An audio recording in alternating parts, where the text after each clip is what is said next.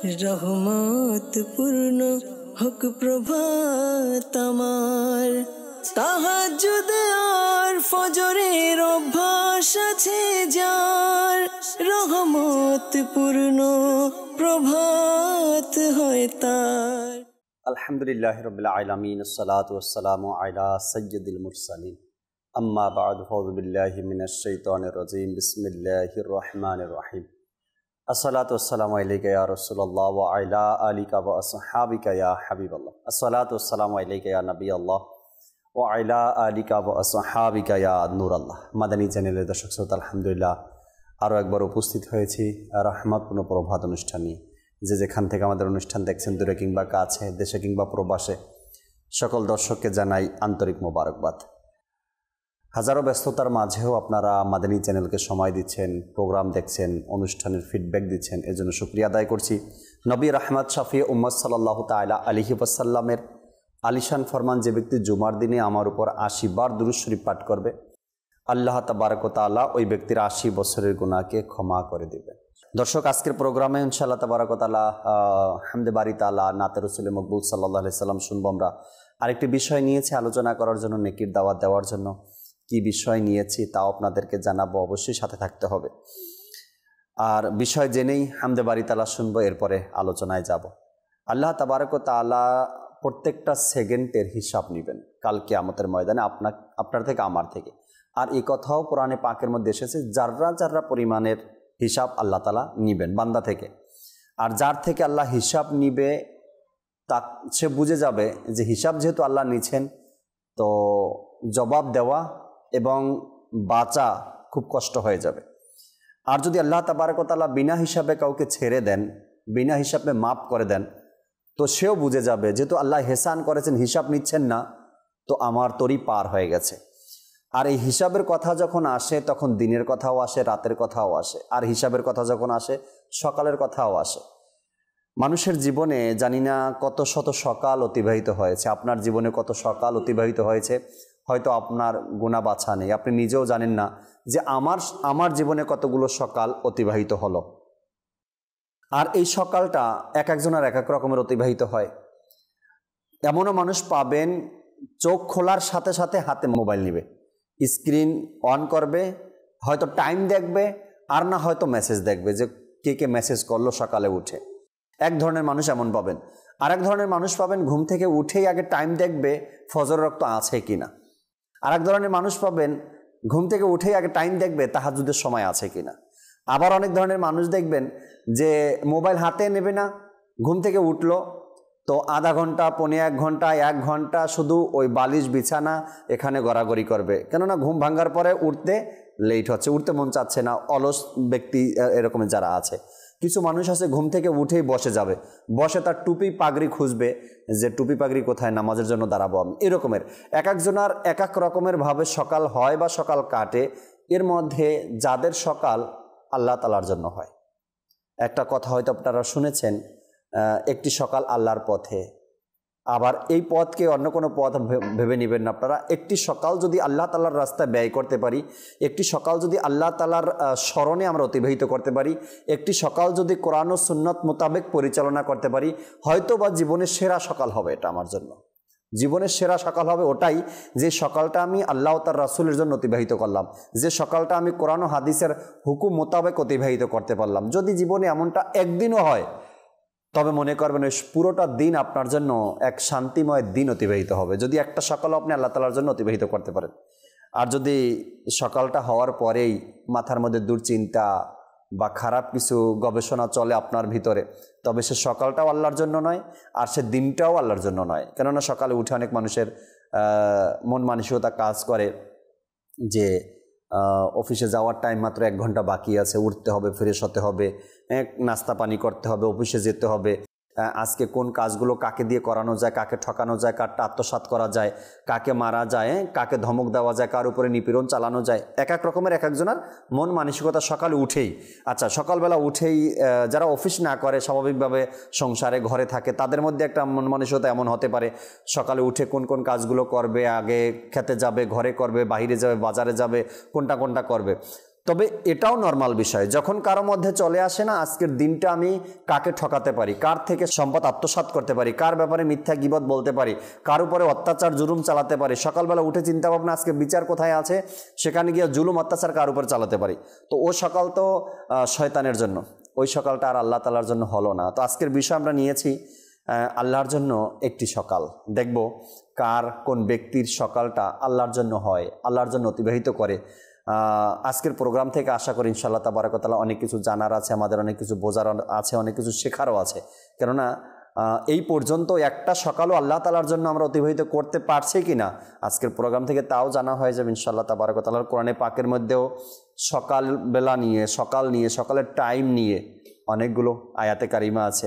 অনেক জায়গাতে আল্লাহ তাআলা ইরশাদ করেছেন, যেমন সূরা দোহার মধ্যে দেখেন, সূরা দোহার মধ্যে নবী করিম সাল্লাল্লাহু আলাইহি সাল্লামের প্রশংসা করতে গিয়ে আল্লাহ তাবারক ওয়া তাআলা সেখানে দ্বিপ্রহরের কথা, সকাল অতিবাহিত হয়ে যাওয়ার পরে যে একটা আলো ছড়িয়ে পড়ে সেই আলোর কথা কিন্তু সূরা দোহার মধ্যে এসেছে। তো সকাল নিয়ে আজকে শাহাদাত ভাই আছেন, নাতখা হিসাবেও আছেন, মোবাল্লিগ হিসাবেও আছেন, নাতও শুনবো তার থেকে, এরপরে আজকের বিষয় নিয়ে কিছু আলোচনাও তার থেকে শোনার আমরা চেষ্টা করবো। শুরুতেই শাহাদাত ভাই আলোচনায় যাওয়ার পূর্বে আল্লাহ তাআলার প্রশংসা হামদে বারি তাআলা আমরা শুনি, এরপরে কিছু আলোচনা করব, নাতে রসুল শুনবো, দর্শকের কলও নেওয়ার চেষ্টা করবেন ইনশাআল্লাহ তাআলা। জি সাল্লি আলা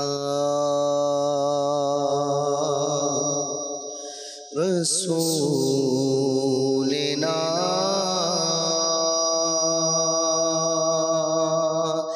সাল্লি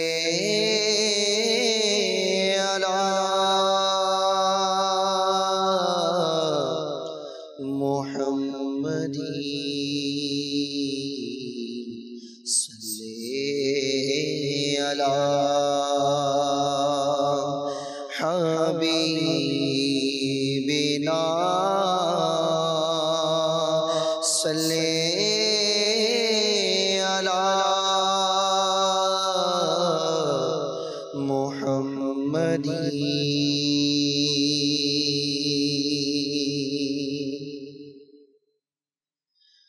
আল্লাহু আল্লাহ আল্লাহু আল্লাহ আল্লাহু আল্লাহ আল্লাহু আল্লাহ। পুষ্প কলি গুঞ্জন শোনায় আল্লাহু আল্লাহ। পুষ্প কলি গুঞ্জন শোনায় আল্লাহু আল্লাহ। পুষ্প কলি গুঞ্জন শোনায় আল্লাহু আল্লাহ। পুষ্প কলি গুঞ্জন শোনায় আল্লাহু আল্লাহ। বৃক্ষরাজের পাতায় পাতায় আল্লাহু আল্লাহ আল্লাহু আল্লাহ আল্লাহু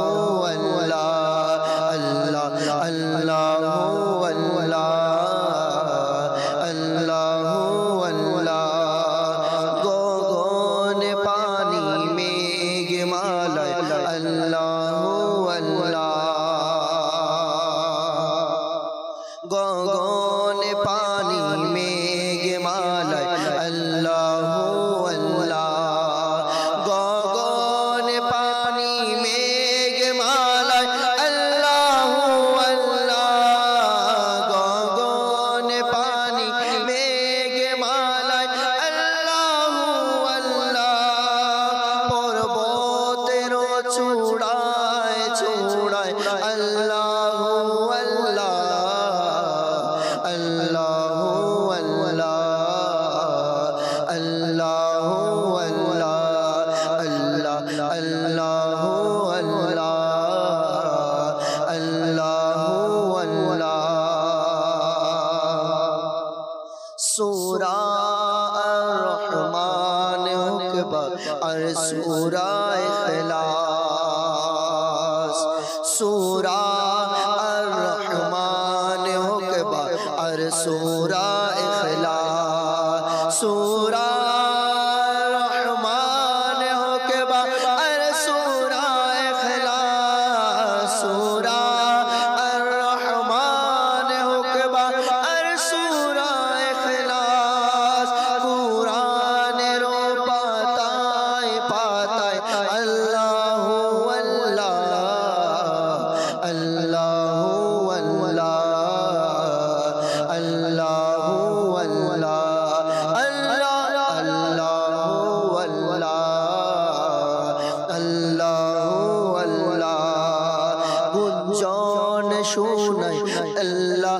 আল্লাহ বৃষ্টি আর ঝরনা গুঞ্জন শোনায় আল্লাহ আল্লাহ বৃষ্টি আর ঝরনা গুঞ্জন শোনায় আল্লাহ আল্লাহ বৃষ্টি আর ঝরনা গুঞ্জন শোনায় আল্লাহ আল্লাহ বৃষ্টি আর ঝরনা গুঞ্জন শোনায় আল্লাহ আল্লাহ বৃষ্টি আর ঝরনা সাগরের জোয়ার ভাটায় আল্লাহু আল্লাহ আল্লাহু আল্লাহ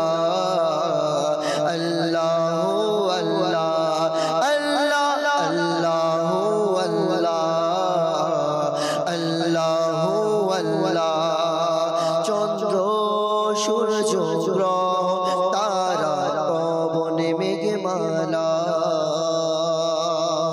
চন্দ্র সূর্য গ্রহ তারা পবন মেঘমালা চন্দ্র সূর্য গ্রহ তারা পবন মেঘমালা চন্দ্র সূর্য গ্রহ তারা পবন মেঘমালা আকাশ পাতাল জিকির করে আল্লাহু আল্লাহ আল্লাহু আল্লাহ আল্লাহু আল্লাহ আল্লাহু আল্লাহ আল্লাহু আল্লাহ পুষ্প কলি গুঞ্জন শোনায় আল্লাহু আল্লাহ বৃক্ষরাজি পাতায় পাতায় আল্লাহু আল্লাহ আল্লাহু আল্লাহ আল্লাহু আল্লাহ সুবহানাল্লাহ সুবহানাল্লাহ। চমৎকার আল্লাহ তাবারক ওয়া তাআলার এই হামদে বারি তাআলা, আল্লাহ তাআলার প্রশংসা রয়েছে এর মধ্যে, আল্লাহ তাআলার গুণকীর্তন রয়েছে এর মধ্যে। বান্দার জন্য এটা ভাগ্যের ব্যাপার যে আল্লাহ তাকে তৌফিক দেন যে আল্লাহ তাআলার প্রশংসা সে বান্দা নিজের জবানে করতে পারে। আর না হয়তো এই সেম টাইমেই হাজার নয় লক্ষ লক্ষ মানুষ নিজের জবান দিয়ে আল্লাহ তাআলার পানা কত গীবত করছে, খারাপ কথা বলছে, খারাপ কিছু শুনছে, করছে, দেখছে সেম টাইমে। আর সেখানে আপনাকে আমাকে, আপনি হয়তো দর্শক আছেন, আমরা হয়তো টিভি স্ক্রিনে আছি। আল্লাহ আমাদের কয়েকজনকে, কিছু মানুষকে তার প্রশংসা করার মতো তৌফিক আল্লাহ দিয়েছেন। চমৎকার একটা বিষয় এখানে আরও রয়েছে। কোনো দেশে হয়তো বা এখন ফজরের নামাজ চলতেছে, কোনো দেশে হয়তো বা ফজরের আজান চলতেছে, হ্যাঁ, এই সেম টাইমে তারাও আল্লাহ তাআলার প্রশংসা করছে। আবার কোনো দেশে জোহরের আজান চলে, কোনো দেশে আসরের আজান চলে, তারাও সেম টাইমে আল্লাহ তাআলার প্রশংসা, আল্লাহ তাআলার নাম নিচ্ছেন। এই জন্য নিজের জবানকে, নিজের আওয়াজকে আল্লাহ তাবারক ওয়া তাআলার প্রশংসার মাধ্যমে সজ্জিত করতে পারাটাও একটা তাকদীরের বিষয়, ভাগ্যের বিষয়। সবাইকে দিয়ে হয় না এটা, সবাই পারে না এটা। হ্যাঁ, হাজার হাজার মানুষ মাদানী চ্যানেল দেখছে এই মুহূর্তে, কিন্তু সবাই কি হামদে বারি তাআলা পড়ছে? পরে নিতে বলছে হামদে বারি তাআলা শেষ হোক, আবার যখন আলোচনা শুরু হবে তখন আবার দেখা শুরু করব, না হয়তো এই টাইমটাতে অন্যমনস্ক ছিল। যাই হোক, আল্লাহ তাবারক ওয়া তাআলার প্রশংসা করা, হামদ পাঠ করা ভাগ্যের ব্যাপার, নাত পড়াও ভাগ্যের ব্যাপার, সবাইকে দিয়ে হয় না। আজকের যে বিষয় আমরা নিয়েছি দর্শক, আল্লাহর পথে একটি সকাল। শুরুতেই বলবো আপনারা একবার নিজেকে চেক করুন যে আমার জীবনে কোনো একটা সকাল আল্লাহর জন্য আমি অতিবাহিত করছি কিনা বা করতে পারছি কিনা। হ্যাঁ, যদি কেউ 3 দিনের সুন্নাতে ভরা ইজতেমায় চলে আসে, তার তো নসিব হয়েছে, তার তো ভাগ্যে জুটেছে একটা সকাল আল্লাহর জন্য, হয়তো 2টি সকাল আল্লাহ তাআলার জন্য। বা রমজান মাসে যদি কোনো ব্যক্তি মানে দাওয়াত ইসলামীর সাথে ইতিকাফ করছে বা দাওয়াত ইসলামীর সাথে কোনো কোর্স করছে, তবে তার নসিব হয়েছে সকাল, একটা সকাল না কয়েকটা সকাল বা অনেকগুলো সকাল আল্লাহ তাআলার পথে অতিবাহিত করার, ইবাদত করার। আল্লাহর জন্য একটি সকাল মানেই হলো সকালে ইবাদত, তাই না? সকালে উঠেই আল্লাহ তার রাসূলের নাম নেওয়া, সকালে উঠেই ওযু করা, সকালে উঠেই নামাজ পড়া, সকালের যে তাসবিহ তাহলিলগুলো রয়েছে, যার যার পীরের সাজরা আছে, এই সাজরা মোতাবেক যে অজিফাগুলো রয়েছে, সেই অজিফাগুলো পাঠ করতে পারাটাই হলো আল্লাহর জন্য একটা সকাল অতিবাহিত করা, তাই না? আর যদি সেই সকালটা ঘুমের মধ্যে যায় তাইলে তবে তো আর সেই সকালটা আল্লাহর জন্য আর হলো না। একটা সকাল যদি আপনি দুনিয়াবি কোনো কাজে অতিবাহিত করেন তবে সেই সকালটা আল্লাহর জন্য হলো না। হয়তো শাহাদাত ভাইয়ের কথা যদি বলি, কালকে রাত থেকে একটা টেনশন, সকালে লাইভে যেতে হবে। অনেক দিন পর শাহাদাত ভাই রহমতপূর্ণ প্রভাতে, অর্থাৎ ঢাকা থেকে যখন চট্টগ্রামে চলে আসছেন তিনি লেখাপড়া শেষ করে জামিয়াতুল মদিনা, এরপরে রহমতপূর্ণ প্রভাত আর অনুষ্ঠান চট্টগ্রামে হয় না, আর তারও বসা হয় না। হয়তো বা কালকে রাত থেকেই চিন্তা একটা ফিকির যে আমাকে সকালে সকালে উঠে স্টুডিওতে পৌঁছাতে হবে। কেন? দিনের কাজের জন্য, মাদানী চ্যানেলের জন্য, কোরআন ও হাদিসের আলোচনা শুনতে করতে, আল্লাহ তাআলার জন্যই সকালটা। কেননা সকালটা উঠে হাজারো মানুষ গাড়ি নিয়ে বের হয়ে গেছে, ড্রাইভাররা, হয়তো আপনিও গাড়িতে আসছেন, সেই ড্রাইভারও তো গাড়ি নিয়ে বের হয়ে গেছে। আল্লাহ তার রাসূলের জন্য কিভাবে হলো? হলো তো নিজের জন্য, তাই না? হ্যাঁ, তারা যদি হালাল উপার্জনের জন্য বের হয়ে যায়, ফজরের নামাজ পরে বের হয়ে যায়, তবেও সে সকালটা আল্লাহর জন্য। কিন্তু হাজারো মানুষ এমনকে পাবেন আল্লাহ তাআলার পানা। অনেক কথা আজকে নিয়ে, আজকের দিনটা নিয়ে অনেক কথা, অর্থাৎ আজকের টপিক নিয়ে। শাহাদাত ভাই ইলমি দিন না থাকার কারণে আল্লাহ তাআলার পানা অসংখ্য মানুষকে পাবেন যার উপরে গোসল ফরজ হয়েছে তারপর বাহিরে বের হয়ে গেছে। আজকে টপিক তো আল্লাহ তাআলার জন্য একটি সকাল, চিন্তার বিষয়। প্রতিটা সকালে আল্লাহ আমাদেরকে দিয়েছেন, এখন আমরা সেই সকালটাকে আল্লাহর জন্য অতিবাহিত করলাম কিনা, তাই না? এখন এই সকালটা তো অতিবাহিত হচ্ছে নাপাক অবস্থায়। এর মধ্যে বাজারও যাচ্ছে মানুষ, বাজার করতেও যায়, দোকানেও যায়, গাড়ি নিয়েও বের হয়, বাহিরেও যায়, নাপাক অবস্থায় বের হচ্ছে। তো আল্লাহ তাআলার পানা সকালটা সুন্দর মতো যদি কারো অতিবাহিত হয় নামাজে, জিকিরে, তেলাওয়াতে, তবে পুরাটা দিন তার প্রশান্তিময় দিন অতিবাহিত হবে। কিছু কথা, কিছু আমল যদি বলতেন সকালের ব্যাপারে। আলহামদুলিল্লাহি রাব্বিল আলামিন ওয়াসসালাতু ওয়াসসালামু আলা সাইয়্যিদিল মুরসালিন।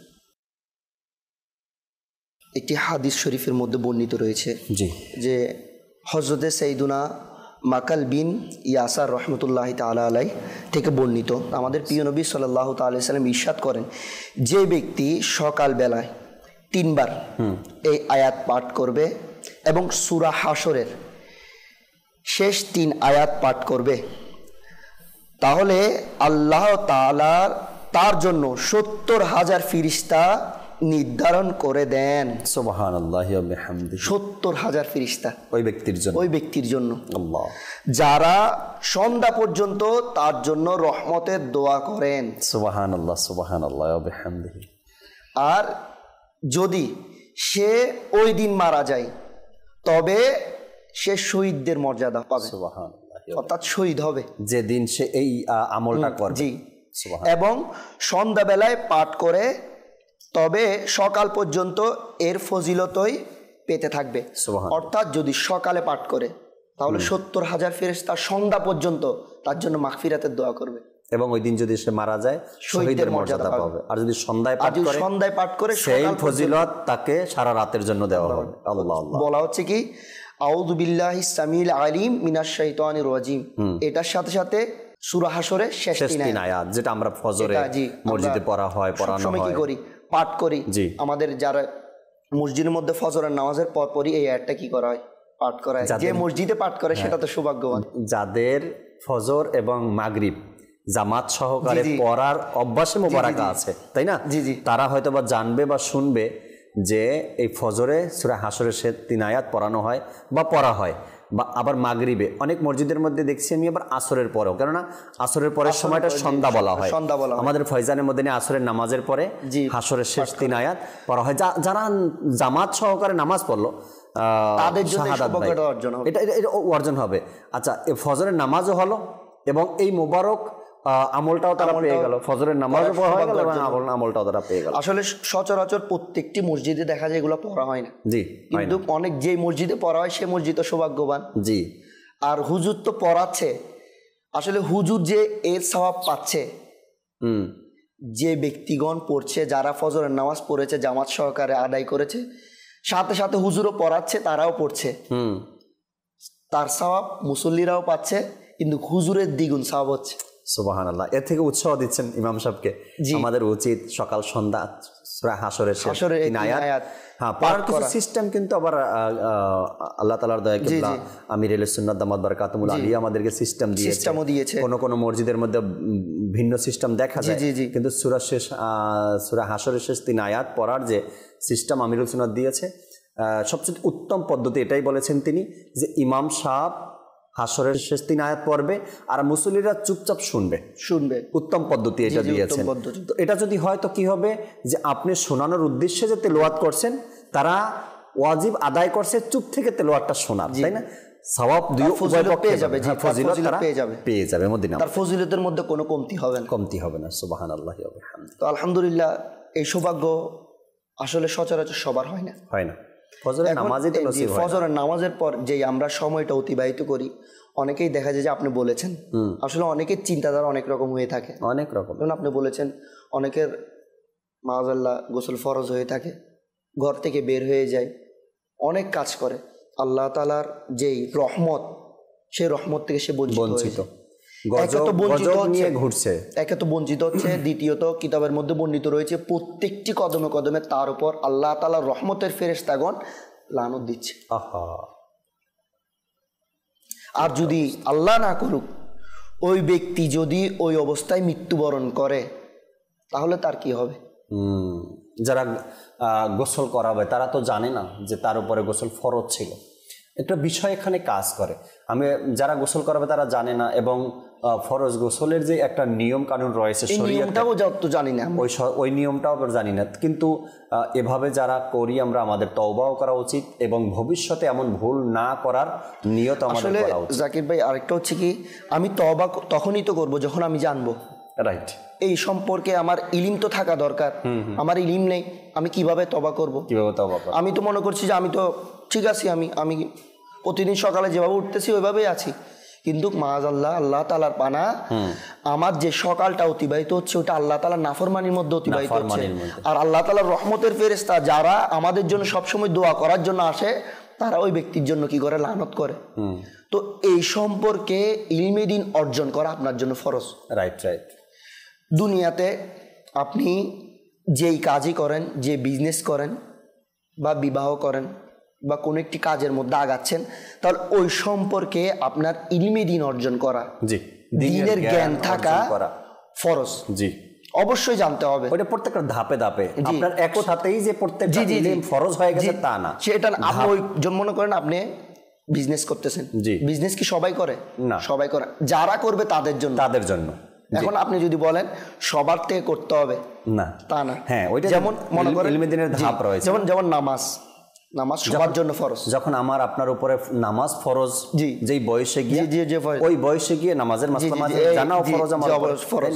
আমি যখন ব্যবসা শুরু করলাম, তো এই ব্যবসা শরীয়ত সম্মত কি না এটাও জানা জরুরি, এবং এই ব্যবসা সম্পর্কিত যত শরীয়তের মাসলা মাসাইল আছে তা জানাও আমার জন্য জরুরি।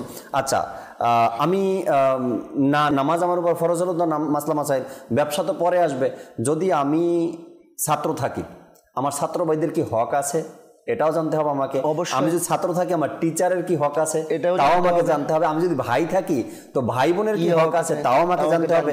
মানে ইলমে দ্বীন ফরজ হয় মানুষের উপরে ধাপে ধাপে, আপনার বয়স অনুযায়ী, কর্ম অনুযায়ী, কাজ অনুযায়ী।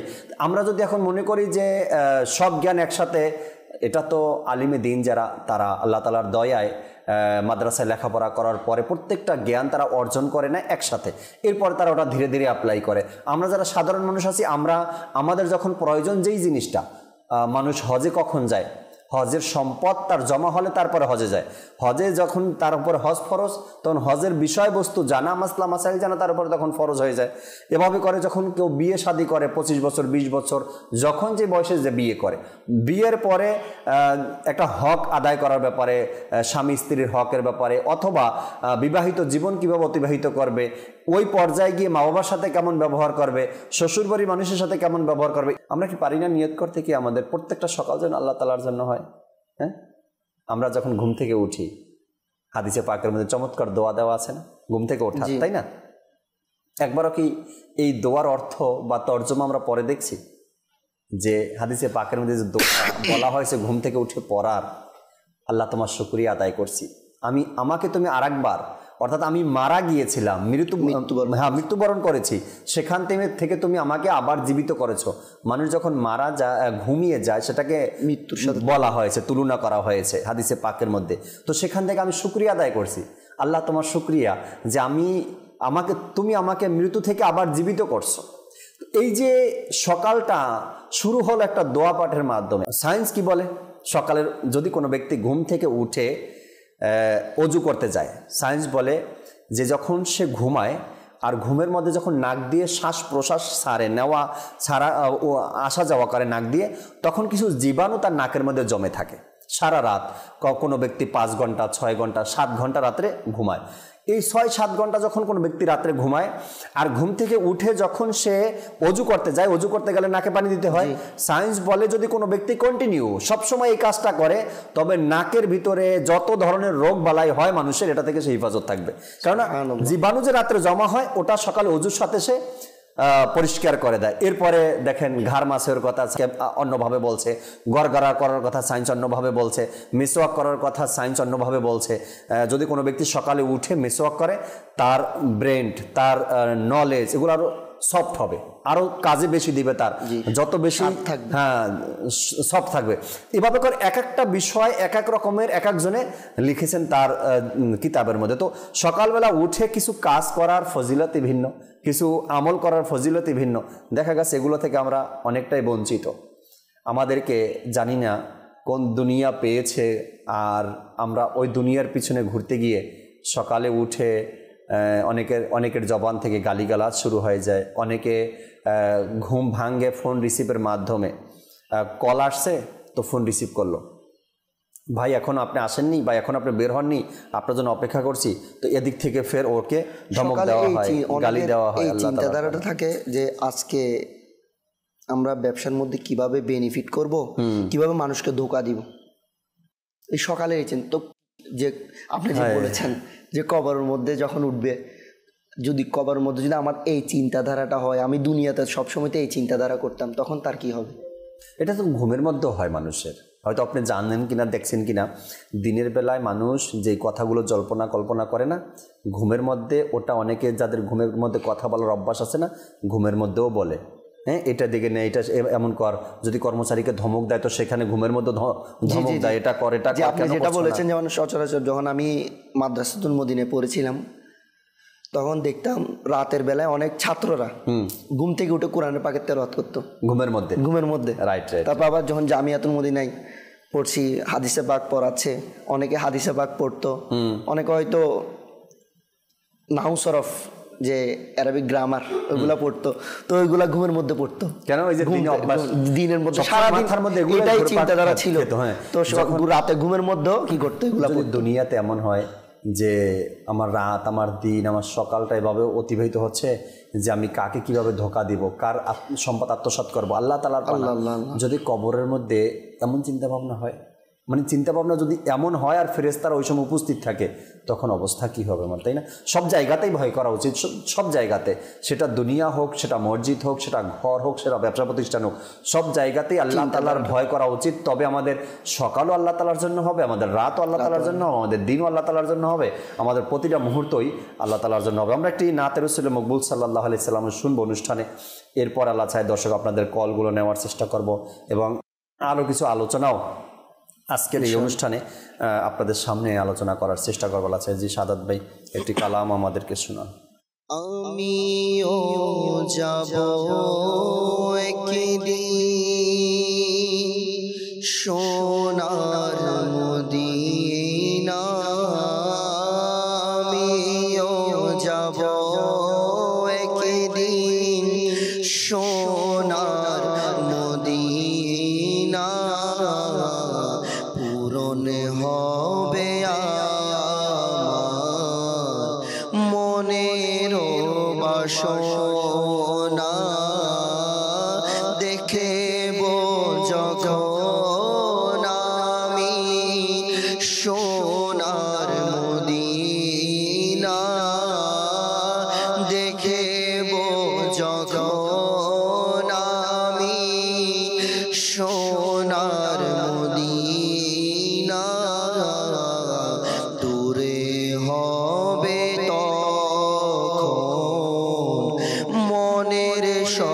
যাতনা প্রিয় নবী কবে আমায় ডাকবে মদিনায়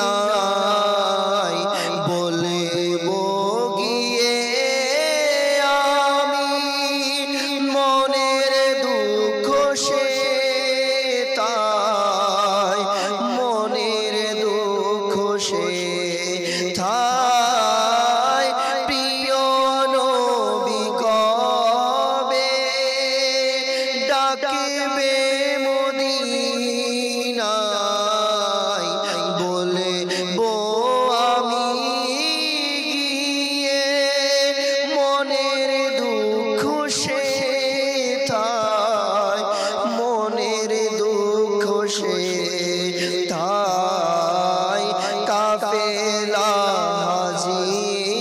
হাজিদের যখন দেখি আমি কাফেলা হাজিদের যখন দেখি আমি আমার মনের ইচ্ছে জাগে যেতে মদিনায় আমিও যাব একদিন সোনার মদিনা আমিও যাব একদিন সোনার মদিনা পূরণ হবে আমার মনের বাসনা মদিনার ধুলো বালি নুরানি নুরানি দেখলে হবে দূর মনের পেরেশানি মদিনার ধুলো বালি নুরানি নুরানি দেখলে হবে দূর মনের পেরেশানি মনের পেরেশানি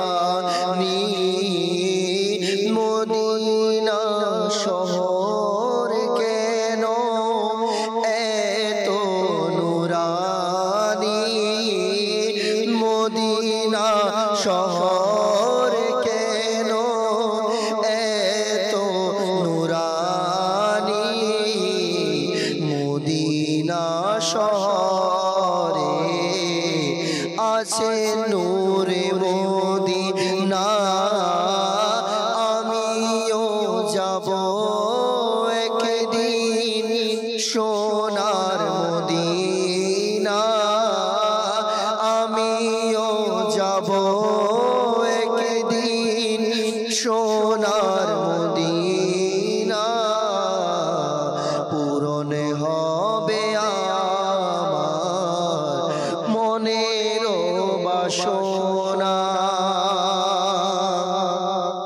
যে রওজা শরীফের জিয়ারত করেছে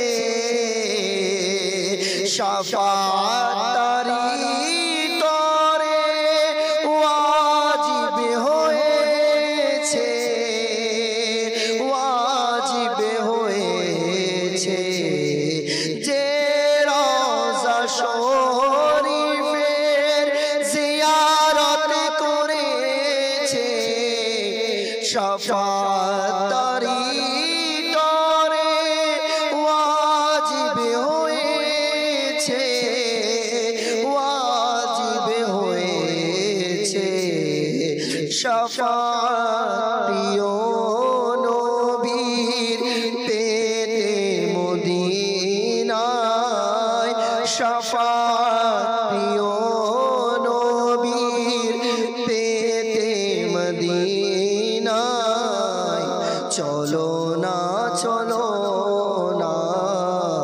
সোনার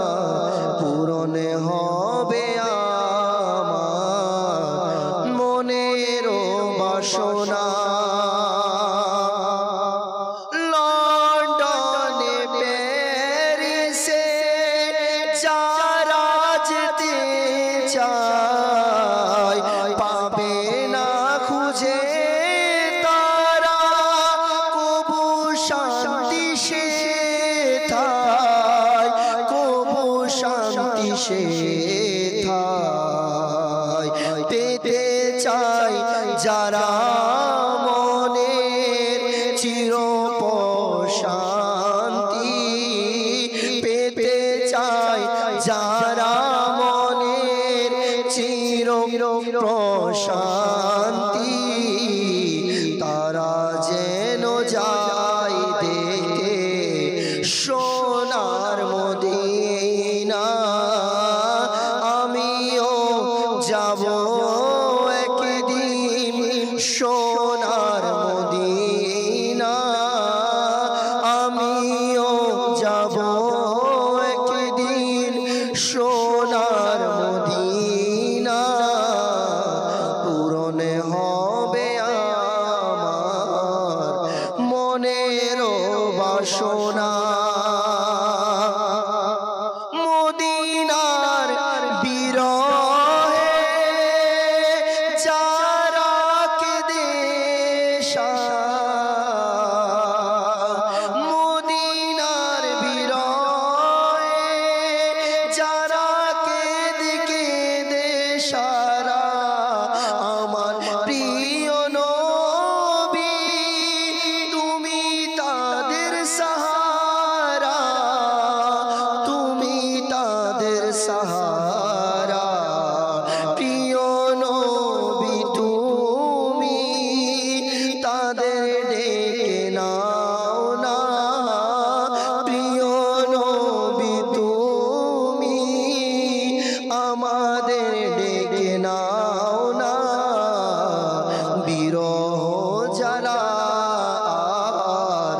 মনের দূর করো না, আমিও যাব একদিন সোনার মদিনা, আমিও যাব একদিন সোনার মদিনা।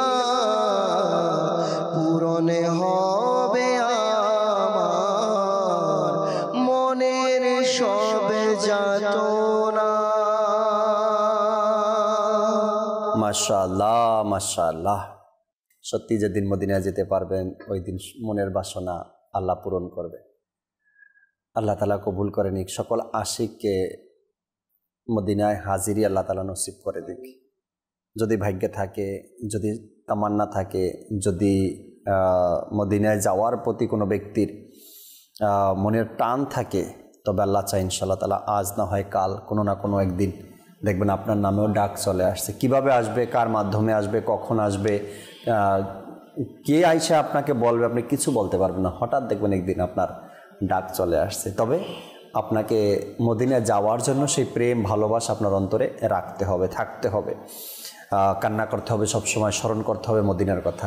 আপনি যদি কখনো নসিব হয় আপনার মদিনাতে যাওয়ার, আপনি যাবেন ফজরের নামাজটা পরে, ফজরের নামাজ পড়ে রওজা শরীফের সবুজ গম্বুজ থেকে একটু সাইডেই যেখান থেকে দেখবেন পিকচারগুলোতে দেখা যায় স্পষ্ট সবুজ গম্বুজ, ওই পাশটাতে যখন বসবেন তখন দেখবেন রওজা শরীফ, একদিকে রওজার সামনে আর একদিকে সকালের সোনালি হাওয়া মদিনাতুল মুনাওয়ারার। তখন আপনার আবেগ, আপনার ভালোবাসা, মন চাইবে সারা জীবন এখানে থেকে যায়, সারা জীবন এখানে থেকে যায়। সকালবেলা, দিনের বেলা হয়তো ওই জায়গাতে বসতে পারবেন না আপনি, এই কারণে ওখানে ছাতা নেই, একটু বসাটা কষ্ট হয়ে যাবে আপনার জন্য। কিন্তু যখন সকালবেলা হয় বা তাহাজ্জুদের পর হয়, ওই সময়গুলোতে ওই জায়গাটাতে বসা এক তৃপ্তি, মনে করবেন আপনি পৃথিবীর কোথাও আর এই সুখ শান্তি পাবেন না। ওখানে বসে সবুজ গম্বুজের দিকে তাকিয়ে থাকাটাও যে এক ভালো লাগার জিনিস, সেটা না গেলে আপনি বুঝতে পারবেন না। আল্লাহ তাআলা আমাদেরকে জীবনে বারবার সকালটা যেন মদিনাতুল মুনাওয়ারাতে হয়, সেই তৌফিক আল্লাহ আমাদেরকে দান। অন্যান্য দর্শক শ্রোতা যারা আছে তারাও কিন্তু আপনার ফিডব্যাক শুনে, কল SMS শুনে তারাও উৎসাহিত হবে মাদানী চ্যানেল দেখার জন্য বা অপরকে দেখানোর জন্য। আল্লাহ তাআলা সুস্থ রাখুক আর ভালো রাখুক আপনাদেরকে। একটি সকাল যখন আমাদের অতিবাহিত হয়, উদাহরণ যদি এভাবে দেই, গতকালকে সকাল আমি যেখানে ছিলাম, যেখানে অতিবাহিত করছি, ওখানের আবহাওয়া, ওখানের গাছগাছালি, ওখানের ইট পাথর, ওখানের কাক পক্ষী, ওখানের মানুষ আমার সকালটা সাক্ষী হয়ে আছে। আমি যে মসজিদের মধ্যে ফজরের নামাজ পড়ছি, মানে একটা সিরিয়াল বাই সিরিয়াল যদি আসি আমি, যে আমি যে রুমের মধ্যে থাকছি, রাত্রে ঘুমালাম, ঘুম থেকে উঠে আমি যেই জায়গাতে অজু করতে গেলাম, সে অজুর জায়গাটা আমার অজুর সাক্ষী হয়ে গেল, তাই না? সেটা হোক ইট পাথরের, তাই না, সাক্ষী হয়ে গেল। এরপরে আমি যেই জায়গাতে তাহাজ্জুদের নামাজ পড়ার জন্য দাঁড়ালাম, জায়গাটা আমার নামাজের সাক্ষী হয়ে গেল। আল্লাহ, এই বান্দা একদিন আমার উপরে দাঁড়িয়ে তাহাজ্জুদের নামাজ পড়ছে। আশেপাশে আমার দোয়া হোক বা আমার জিকির হোক, সেখানে বসে দুরুদ সালাম হোক, এগুলো সাক্ষী হয়ে গেল। এরপরে আমি যে রাস্তা দিয়ে হেঁটে মসজিদে গেলাম ফজরের নামাজ আদায় করার জন্য, বলা হয়েছে না হাদিসে পাকের মধ্যে, ওই রাস্তার আশেপাশে যারা থাকে সবাই মাগফিরাতের দোয়া করে, সকল মাখলুক তার জন্য মাগফিরাতের দোয়া করে। কিয়ামতের ময়দানে সাক্ষী দিবে, মাওলা এই ব্যক্তি একদিন আমাদের সামনে দিয়ে ফজরের নামাজ পড়তে গেছে। এরপরে যে মসজিদে নামাজ আদায় করলাম, মসজিদের ইটগুলো, পাথরগুলো, বালু কণাগুলো যেখানে সিজদা করলাম, তারা সবাই আমার নামাজের সাক্ষী হয়ে গেল। এই যে আমি যে গতকালের সকালটা আমি যেখানে শেষ করলাম, গতকালের সকাল আমার যেখানে অতিবাহিত হলো, যদি ইবাদতের মধ্যে অতিবাহিত হয়, তবে প্রত্যেকটা বিষয়, প্রত্যেকটা বস্তু আমার সেই ইবাদতের সাক্ষী হয়ে গেছে। যদি কোনো ব্যক্তি 3 দিনের সুন্নাতে পড়া ইজতেমাতে আসে, তাহাজ্জুদ পড়ে, হ্যাঁ, ফজরের নামাজ জামাত, এটা শুধু ভালো কাজ নয়, আপনি যদি খারাপ কাজ করেন তা ওইটারও সাক্ষী হয়ে যাবে। এটা তো বাস্তব। ভালো কাজেরও সাক্ষী সবাই হয়ে গেছে, খারাপ কাজেরও সাক্ষী সবাই হয়ে গেছে। আমি বলছিলাম যদি 3 দিনের সুন্নাতে পড়া ইজতেমাতে আসে আর যদি তাহাজ্জুদ নামাজ পড়তে পারে জামাতের সাথে, কেননা তাহাজ্জুদ নামাজ সচরাচর সবার সৌভাগ্য হয় যারা 3 দিনের সবার থাকে, তার কারণ বছরে আমাদের তাহাজ্জুদ পড়া হয় না। দাওয়াত ইসলামের ইজতেমাতে আসলাম, তাহাজ্জুদের নামাজের সময় ডাকতেছে সবাইকে, উঠে গেলাম, তাহাজ্জুদ পড়ে নিলাম। তবে সেখানে মাঠ, জমিন, গাছপালা, আবহাওয়া সব কিছু আমার এই তাহাজ্জুদের সাক্ষী হয়ে যাবে, তাই না? আর যদি কোনো মতে একটু কান্না করে, চোখের পানি ছেড়ে আল্লাহ তাআলার ভয় দোয়াই করতে পারি, মাওলা তোমার আকাশ বাতাস সব সাক্ষী, আজ আমি তোমার জন্য 2 রাকাত তাহাজ্জুদের নামাজ আদায় করেছি। কাল কিয়ামতের ময়দানে হয়তো বা মাগফিরাতের মাধ্যমে এটাই হতে পারে। এই জমিন, এই গাছপালা, এই আকাশ বাতাস, এই ইট পাথরই কাল কিয়ামতের ময়দানে যদি সাক্ষী দেয়, মানে এই ব্যক্তি তো তাহাজ্জুদের নামাজ পড়েছে। জমিন বলবে আল্লাহ আমার উপরে, বাতাস বলবে আল্লাহ আমি দেখছি, আমি তার তাহাজ্জুদের সময় আমি তার ওখান থেকে অতিবাহিত হয়েছে, তাই না? তো রহমতের ফেরেশতারা বলবে আল্লাহ যেই টাইমে তুমি আমাদেরকে প্রেরণ করেছো জমিনে, তা রহমতের সময় যে বান্দারা ঘুমিয়ে আছো, আল্লাহ তাআলার রহমত আশা করো, চাও, আল্লাহ রহমত দিবে, ওই সময় তো তোমার বান্দা তাহাজ্জুদ পড়ছে। তো প্রত্যেকটা বিষয় আমাদের কাল কিয়ামতের ময়দানে সাক্ষ্য দেবে যে মাওলা এ তো তাহাজ্জুদ পড়ছে, আমি দেখছি তাকে তাহাজ্জুদ পড়তে। তা আমি বলবো আমাদের প্রত্যেকটা সকাল যেন আল্লাহ তাআলার জন্য, আমাদের প্রত্যেকটা সকাল যেন আল্লাহ তাআলার জন্য আমরা অতিবাহিত করতে পারি। যদি এটা হয় দর্শক, আল্লাহ চাই দুনিয়া এবং আখিরাত আমাদের অনেক উত্তম হবে। কিছু কথা শুনি শাহাদাত ভাই থেকে, এরপরে অনুরোধের যে 2টি কালাম ছিল এই কালামগুলো শোনাবো ইনশাআল্লাহ তাআলা। যে শাহাদাত ভাই যেটা বলছেন, আরেকটি হচ্ছে যে আমরা কোরআনে পাকের মধ্যে আয়াত রয়েছে, যে আমরা আয়াত পাঠ করি, যে আয়াতুল কুরসি, সেটি সূরা বাকারার 255 নং আয়াত রয়েছে। এটিরও অনেক ফজিলত এবং বরকত রয়েছে। আমরা চাইলে সকালে, কিতাবের মধ্যে বর্ণিত রয়েছে, একবার উবাইদ ইবনে কাব রাদিয়াল্লাহু তাআলা আনহু সদকার মাল চুরি করতে এসে এক জিন ধরা পড়ে। তখন উবাইদ ইবনে কাব রাদিয়াল্লাহু তাআলা আনহু ওই জিন থেকে জিজ্ঞেস করেন, যে জিন চুরি করতে এসেছে সদকার মাল, ওই জিন থেকে জিজ্ঞেস করেন তোমার থেকে পরিত্রাণের উপায় কি, বাঁচার উপায় কি? জি, তুমি যে এই জিন চুরি করো, আসো চুরি করে জিনিসগুলো নিয়ে যাও, এগুলো সদকার মাল, জি, এগুলো থেকে বাঁচার উপায় কি? ওই জিন বলছে, যে ব্যক্তি, অর্থাৎ এই আয়াতটি যেই ব্যক্তি পাঠ করবে তাহলে তার সকল মাল আসবাবপত্র চুরি থেকে পরিত্রাণ পাবে। সুবহানাল্লাহ। সে যদি সকালে পড়ে তাহলে সন্ধ্যা পর্যন্ত, আর যদি সন্ধ্যা পড়ে তাহলে সকাল পর্যন্ত। সুবহানাল্লাহ। আসলে এখানে যে আমলগুলো বলা হয় এগুলো সকালের সাথে সন্ধ্যা অ্যাটাচ থাকে, যেন সকাল সন্ধ্যা আমলটা করি। আমাদের সাজার শরীফের মধ্যে একটি আমল রয়েছে, সচরাচর এটি সবাই করার সৌভাগ্য অর্জন হয় না, যারা করে তারা তো আলহামদুলিল্লাহ। আমার সাথে কিন্তু এই ঘটনাটা হয়েছে। আমি যখন 2012 বা 11 বা 12 এরকম হবে, আমি মাদ্রাসুল মদিনায় পড়তাম, তখন আলহামদুলিল্লাহ দেখতাম, এখনও আছে আলহামদুলিল্লাহ আমাদের মাদ্রাসার মধ্যে ছোট ছোট মাদানী মুন্না যারা রয়েছে, আলহামদুলিল্লাহ সবাইকে কি করা হয়, সাজারা শরীফের যে ওজিফাগুলো রয়েছে ওগুলো অবশ্যই কি করা হয়, পাঠ করানো হয়। তো এই ওইখানে কিতাবের মধ্যে বর্ণিত রয়েছে যে ব্যক্তি এই ওজিফাটি পাঠ করবে, যদি সকালে পাঠ করে তাহলে সন্ধ্যা পর্যন্ত, আর যদি সন্ধ্যা পাঠ করে তাহলে সকাল পর্যন্ত বিভিন্ন যে যে কীট পতঙ্গ রয়েছে, বিষাক্ত প্রাণীগুলো রয়েছে, ওই প্রাণীগুলো থেকে যে হেফাজত থাকবে। যেমন আমি একবার বসেছিলাম, ওই সময় এই একটি বিষাক্ত প্রাণী যেটি কামড় দিলে কিন্তু হয়তো সচরাচর মৃত্যুবরণ করে। আল্লাহ। তো আমি চাদর ছিল এরকম ব্রাউন চাদর নিয়ে বসেছিলাম, কিন্তু তার ভিতরে যে প্রাণীটা রয়েছে আমি কিন্তু জানি না, পোকাটা যে আছে জানি না। পরবর্তী যখন উঠেছি আমি দেখে আমি নিজে অবাক, হতভঙ্গ হয়ে গিয়েছি। হুজুর দেখেছে, হুজুরও বলতেছে তাড়াতাড়ি সরে যাও।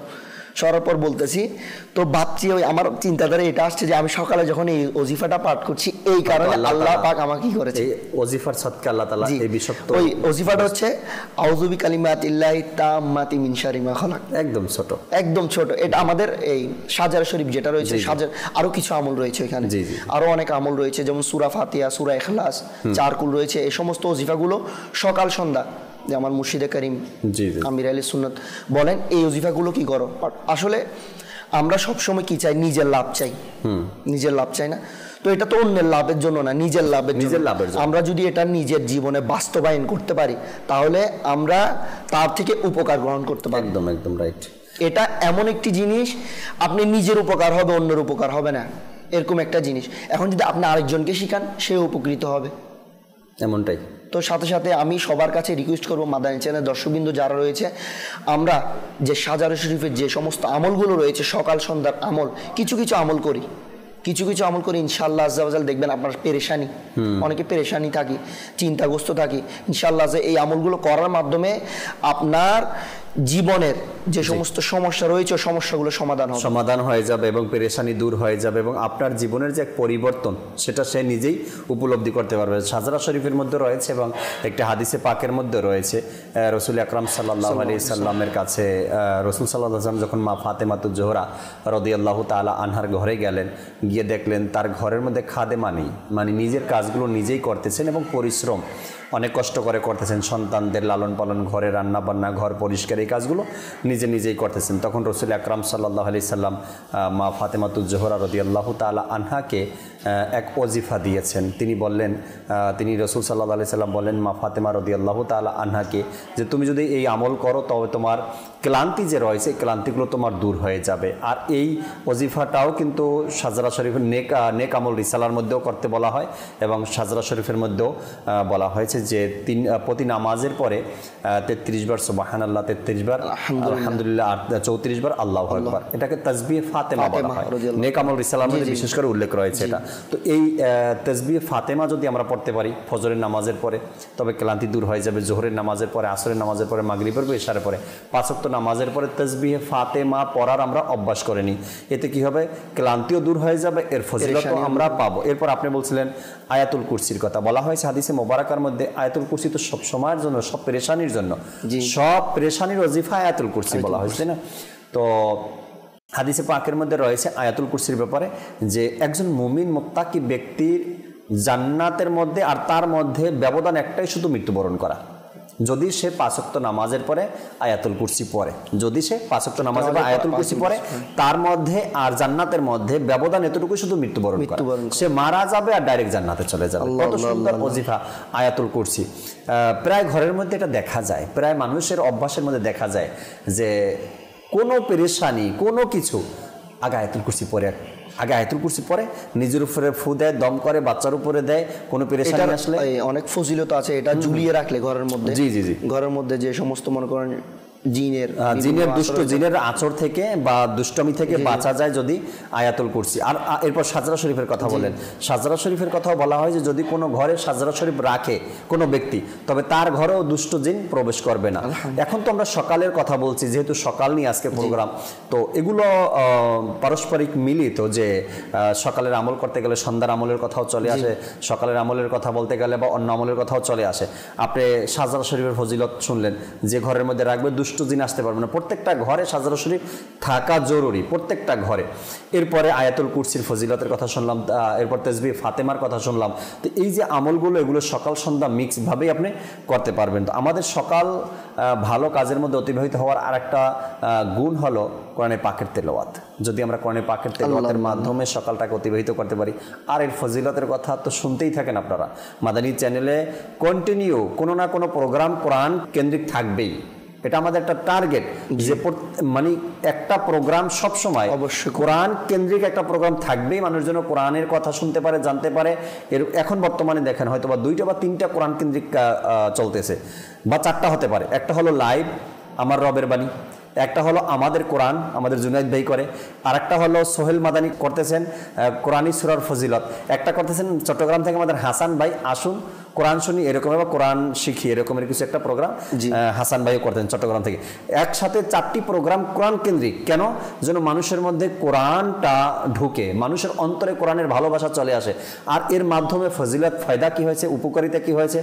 প্রায় ঘরের মধ্যে, প্রায় মানুষের মধ্যে কোরআন শেখা, কোরআন জানা, কোরআন পড়া, কোরআন দেখা এক ইচ্ছা শক্তি তাদের মধ্যে চলে আসে। যেন এত ফজিলতের যে বিষয়ে যত বেশি শুনবেন তত তার উপর আমল করার আমাদের চেষ্টা থাকবে। সকালে উঠে কোরআনে পাকের তেলাওয়াত, আগের যে দিনগুলো ছিল আমরা কিছুটা পেয়েছি। আমাদের সিনিয়র যাদের বয়স 50 বছর হয়েছে বা 60 বছর হয়েছে, আমাদের সিনিয়র যারা, তাদের মুখে আমরা এখন শুনি, আমরাও কিছুটা পেয়েছি। আমাদের পরের যে প্রজন্ম আছে এরা এতটা পায়নি, যে প্রত্যেকটা ঘর থেকে একটা সময় কোরআনে পাকের তেলাওয়াতের আওয়াজ আসতো।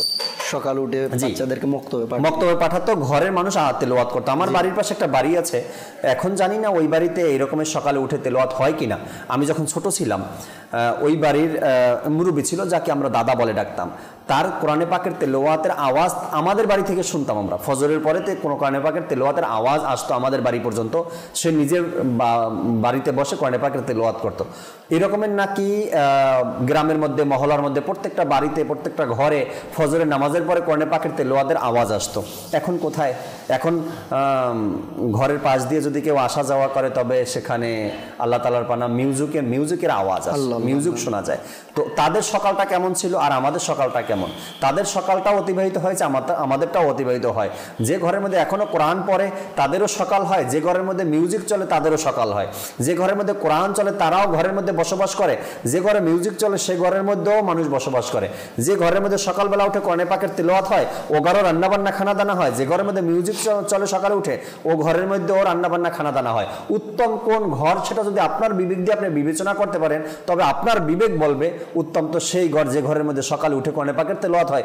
যখন আপনি বুঝেই নিয়েছেন ওই ঘর উত্তম, যে ঘরের মধ্যে সকালে উঠে কোরআনে পাকের তেলাওয়াত হয়, তো আপনার ঘরটাকে আপনি কেন বানাচ্ছেন না? হ্যাঁ, আপনার ঘরটাকে আপনি উত্তম ঘর কেন বানাচ্ছেন না? মাদানী চ্যানেলে একটা পরিভাষা আছে, হয়তো আপনারা শুনবেন, মাদানী পরিবেশ। আমরা মাদানী পরিবেশ কোনটাকে বলি? যে ঘরের মধ্যে সকালে উঠে কোরআনে পাকের তেলাওয়াত হয়, যে ঘরের মধ্যে মহিলারা নামাজ পড়ে, যে ঘরের মধ্যে পুরুষরা মসজিদে গিয়ে নামাজ পড়ে, যে ঘরের মধ্যে কোরআন ও সুন্নাত মোতাবেক আমল করা হয়, যে ঘরের মধ্যে ফয়জানে সুন্নাত থেকে দরস হয়, একটা শরিয়ত মোতাবেক চলার সিস্টেম রয়েছে, যে ঘরের মধ্যে ঝগড়াঝাটি নেই, যেই ঘরের মধ্যে মিল মোহব্বত রয়েছে, ওই ঘরকে আমরা মাদানী পরিবেশ বলি। আর আল্লাহ তাআলার দয়া প্রত্যেকটা মোবাল্লিগের ঘর মাদানী পরিবেশ, তাই না? আমার সুধারণা প্রত্যেকটা মোবাল্লিগের ঘর মাদানী পরিবেশ। না ঝগড়া আছে, না কোনো মারামারি আছে, না সেখানে কোনো হানাহানি আছে। ঘরের মধ্যে ইবাদত চলে, কোরআনে পাকের তেলাওয়াত চলে। ঘরের মধ্যে যদি কেউ টিভি দেখে মোবাল্লিগের, তারপর গোলাম রসুলই দেখবে। যদি চ্যানেল দেখে তো মাদানী চ্যানেলই দেখবে, তাই না? বাচ্চাদেরকে কি দেখাবেন? কার্টুন দেখাবেন। তো দাওয়াত ইসলামীর মোবাল্লিগদের ঘরের মধ্যে যদি কার্টুন চলে তবে গোলাম রসুলের কার্টুন চলে, আর যদি চ্যানেল চলে তো মাদানী চ্যানেলই চলে।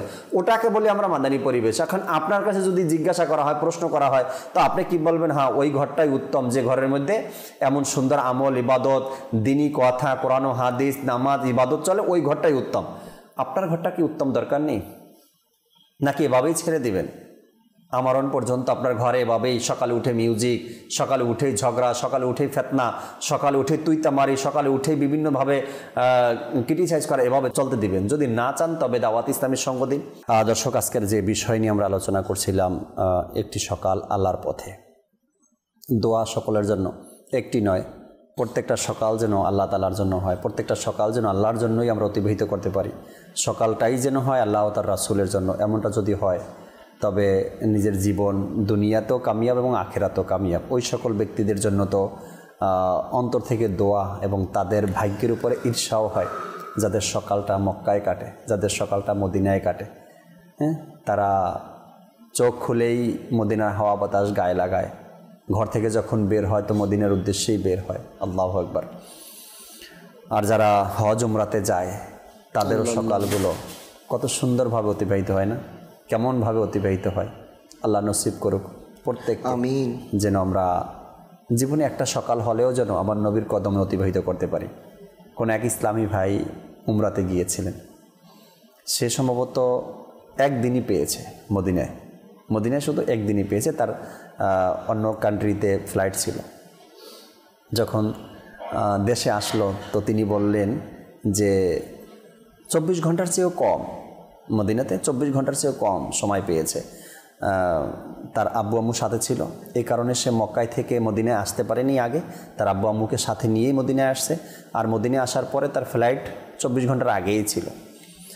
তো তিনি বললেন যে আমাকে এই মদিনা কত কিছু যে দিয়েছে, এই অল্প সময়ের মধ্যে অনেক কিছু আমাকে মদিনা দিয়েছেন। যদি কেউ নিতে পারে, সে অল্প সময়ের মধ্যে নিয়ে নেয়, পেয়ে যায়। আর যার তকদিরে নাই, যার ভাগ্যে নাই, যদি জীবন অতিবাহিত করে দেয় সেখানে, তারপরও সে পাবে না, পায় না সে।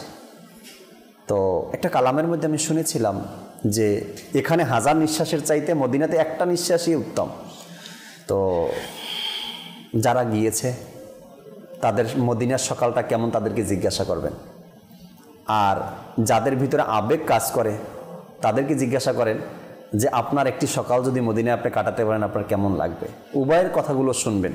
আবার ওই ব্যক্তিকেও জিজ্ঞাসা করেন যার এই ব্যাপারে কোনো ফিলিংসই নেই, সেও বলবে, তার মতো করে সে বলবে। আল্লাহ তাআলার বানা। তো সকাল তো অতিবাহিত সব জায়গাতেই হয়, আমার ঘরেও হয়, আমার এলাকাতে হয়, আত্মীয় স্বজনের বাড়িতেও হয়। সেই সকালটা যদি মদিনাতে হয়, সেই সকালটা যদি হেরেম শরীফে হয়, সেই সকালটা যদি আল্লাহর ঘর মসজিদে হয়, তো সেই সকালগুলোর কদর, সেই সকালগুলোর সম্মান, সেই সকালগুলোই না কত উত্তম আপনার আর আমার জীবনের হবে। আল্লাহ তাআলা আমাদেরকে বোঝার এবং আমল করার তৌফিক দান করুক। শেষ দুই একটা কথা জাকির ভাই, আরেকটা কথা হচ্ছে যে আমরা এগুলো বলছি যে যেমন কোরআনে পাকের তেলাওয়াত করা, নামাজ, যে ফরজ যে ফরজিয়াত রয়েছে, এগুলো শিক্ষা, এগুলো আমরা কোথায় শিখবো? যেমন মনে করেন এখনো অনেকেই আছে মাদানী চ্যানেল দেখছে, দেখার পর তার মনের মধ্যে এটা উৎসাহ জেগেছে যে আমি এগুলো শিখবো। এই সমস্ত মনে করেন যেমন কোরআনে পাকের তেলাওয়াত শিখবো, নামাজ শিখবো, তো এগুলো শিখবো কোথায়? শিখার কি কোনো ব্যবস্থা আছে? এই সম্বন্ধে আপনি কি বলতে চান? শিখার কি কোনো ব্যবস্থা আছে? জি আছে। দাওয়াত ইসলামী কাউকে ছেড়ে দিবে না। যেভাবে এখানে বসে আমরা বলছি কোরআন ও হাদিস যা কিছু বলছি, শুধু আজকের প্রোগ্রামে না, ইতিপূর্বে যতগুলো প্রোগ্রামে আমি বসছি বা আপনারা বসছেন, প্রত্যেকটা প্রোগ্রামেই মানুষকে উৎসাহিত করছি আমরা, তাই না? এবং শুধু উৎসাহিত করে দাওয়াত ইসলামী ছেড়ে দেয়নি, উৎসাহিত করে পথ দেখিয়েছে, পথ চলার জন্য সব কিছু রেডি করে দিয়েছে। আজকে যদি কেউ চায় যে সাদাত ভাই থেকে শুনলাম তিনি মাদ্রাসায় পড়ছেন, সেখানে সাজরা শরীফ পড়ানো হয়, তো আমি কোথায় ভর্তি হব? দাওয়াত ইসলামী কোন জেলাতে মাদ্রাসা করে নাই? আল্লাহ তাআলার দয়ায় জেলাতে মাদ্রাসা আছে দাওয়াত ইসলামের। আপনি আপনার সন্তানকে দিয়ে দেন, আপনি নিজে ভর্তি হয়ে যান। এরপরে যদি কেউ বলে আমার বয়স হয়ে গেছে, আমি কোরআন শিখতে চাই, আমি নামাজ শিখতে চাই, আমি ওযু শিখতে চাই, কাফন দাফন শিখতে চাই, দাওয়াত ইসলামের সাথে যোগাযোগ করেন। সব ব্যবস্থা আপনার জন্য রেখেছে।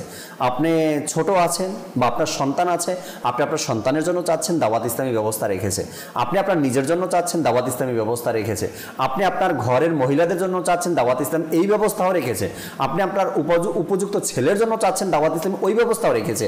এমন কোনো রাস্তা আমরা ফাঁকা রাখি নাই যে আপনি চাইলে আমরা না করে দেব, এমন কোনো রাস্তা আমরা ফাঁকা রাখি নাই। প্রত্যেক দিক থেকেই আপনাদের জন্য, শুধু আপনাদের জন্য এই সুব্যবস্থা দাওয়াত ইসলামী রেখেছে। ইসলামী বোনদের দেখেন, তারা অনলাইনে পড়তে পারবে, তারা কোরআন কোর্স করতে পারবে, তারা হাদিস কোর্স করতে পারবে, সব পারবে তারা। ইসলামী বোনরা অনলাইনে পড়তে পারবে, ইসলামী ভাইরাও অনলাইনে পারবে না? ইসলামী ভাইদের জন্য অনলাইন ব্যবস্থা আছে, ইসলামী বোনদের জন্য অনলাইন আছে, ইসলামী ভাইদের জন্য ফিজিক্যাল আছে, ইসলামী বোনদের জন্য ফিজিক্যাল আছে।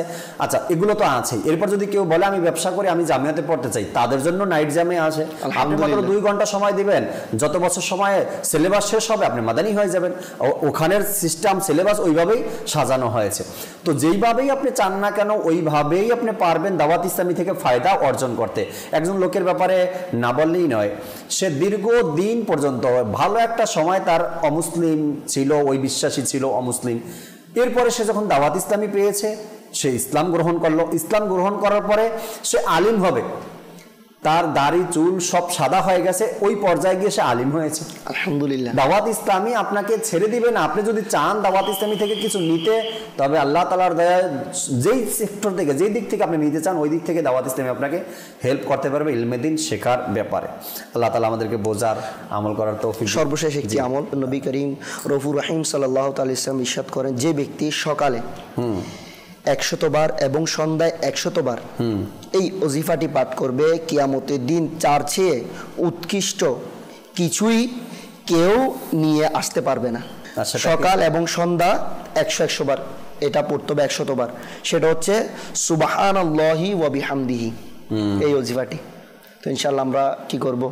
পড়ি, আমল করি এটার উপর ইনশাআল্লাহ। আল্লাহ পাক চাহে তো ইনশাআল্লাহ যে ফয়জ ও বরকত আল্লাহ পাক আমাদেরকে নসিব। এর যে ফজিলতের কথা হাদিসে পাকের মধ্যে এসেছে, এগুলোও পাবো।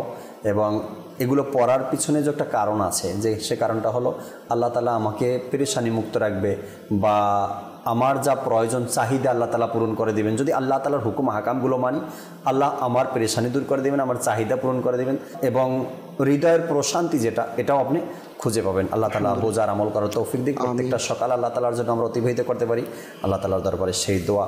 দর্শক, আগামী পর্বে আবার উপস্থিত হব, নতুন কোনো বিষয় নিয়ে আলোচনা করব। সে পর্যন্ত মাদানী চ্যানেলের সাথেই থাকুন। সাল্লু আলাল হাবিব সাল্লাল্লাহু তাআলা আলা মুহাম্মদ সাল্লাল্লাহু তাআলা আলাইহি ওয়া আলিহি ওয়াসাল্লাম। রহমত পূর্ণ হোক প্রভাত আমার, তাহাজ্জুদ আর ফজরের অভ্যাস আছে যার, রহমত পূর্ণ প্রভাত হয় তার।